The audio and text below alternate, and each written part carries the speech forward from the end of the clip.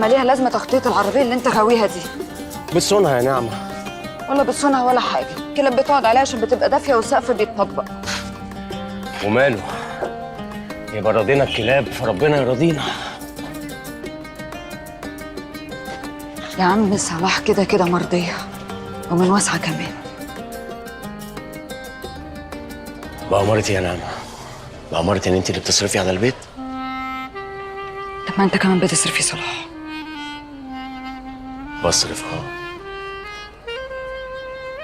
عشان أنا اللي في ايدك ده يشهد على حالي يا نعمة.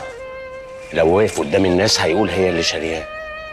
بيتنا اللي فوق ده لو شاهدوه هيقول راجل البيت ما دفعش ايجاري من يوم ما سكنه مرتين ثلاثة على بعض. يا لهوي انت بدأت الوصلة. عم صلاح يا احزان، واحد الله كده وروق. اهدى يا ابويا. بص يا نعمة، انا رزقي في الدنيا دي كلها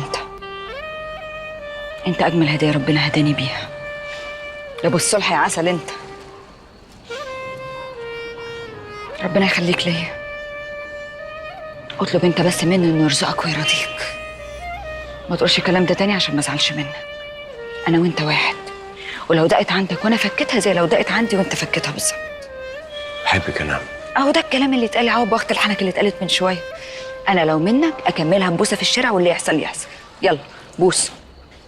يا بت هنبقى مفاتيح المنطقة. مفاتيح؟ اه. طب ناولني مفاتيح الشقه عشان نشوف موضوع البوس ده فوق.